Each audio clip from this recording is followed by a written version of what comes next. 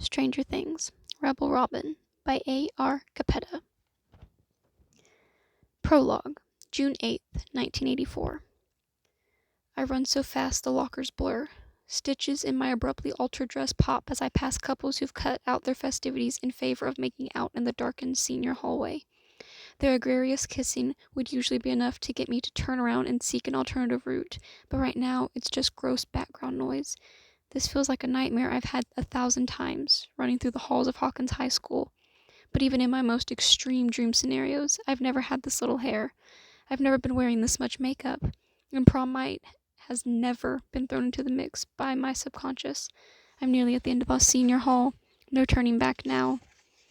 I'm headed into the belly of the high school beast, which is the weirdest part of all, because in my dreams, I'm always trying to break out of this place.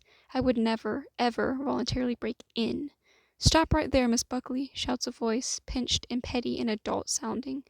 One of the incensed mom chaperones. "Hey, back here, now!" That gravely command was definitely issued by Chief Hopper. It's not a real rebellion unless you're in trouble with the authority, right?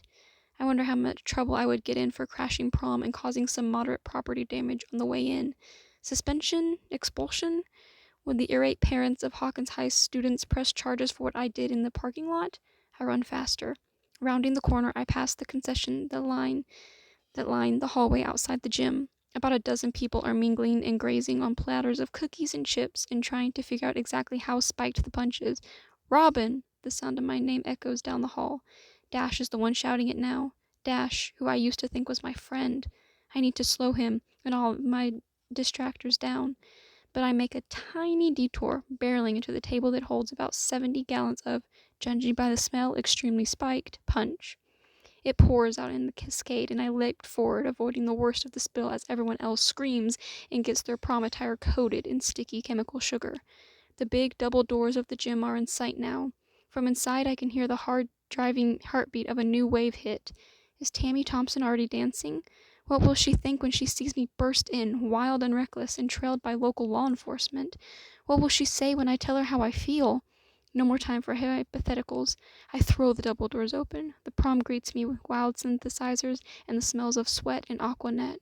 "Hey, Tam," I whisper, practicing for the big moment of terrifying honesty when I show her how I have felt all year, and in doing so, simultaneously turning this rebellion all the way up to 11. "Do you want to dance?" Part 1. Chapter 1. September 6th, 1983. The first history class of the year hasn't even started, and I know exactly how it's going to unfold, minute by minute, period by period. I have the entire academic year pegged.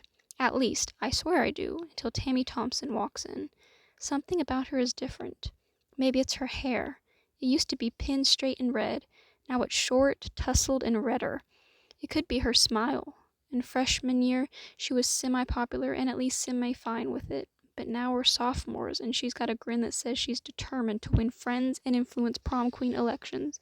Not that we can go to prom as sophomores unless an upperclassman invites us, an event so rare and special that people in this school talk about it like it's a meteor sighting. Maybe it's the fact that when I see her, music infiltrates my brain. Soft, obnoxious music. Wait, my brain would never play Hall of Oates. I twist around in my seat and realize that Ned Wright is in the back of the room with a boombox perched on his shoulder. He's turned it down so Miss Click, sitting at her desk, ignoring us like a pro, acting like we don't exist until the bell rings, won't confiscate it. When class starts, he'll slide it under his desk and use it as a footrest. He's been doing this since 8th grade, he said, also a pro. But for right now, Tammy Thompson is strolling across the room on a cloud of Kiss on My List and raspberry-scented something. Lotion? Shampoo? Whatever it is, it reminds me of the scratch and sniff stickers I collected with a favor back in middle school. She slides into a seat, and her friends greet her in high-pitched flutters. "Oh my gosh, your hair! How was that beach, Tam?" Tam? Maybe that's the difference. She's got a new nickname to go with her fresh haircut and enhanced smiling capabilities. "Tam," I whisper, quietly enough so that nobody can hear me under the "how was your summer" uproar. Miss Click looks up ominously. 1 minute until class starts. If I was a run-of-the-mill nerd, like I'm pretending to be, I would have a stack of pristine, unsold white notebook pages ready to go. I would have already done a few chapters of the reading to get a jump start. My pencils would all be perfect, identical weapon-grade points. As it is, I plunge on the last minute and rummage in my bag, looking for my history textbook and anything that will leave a mark on paper.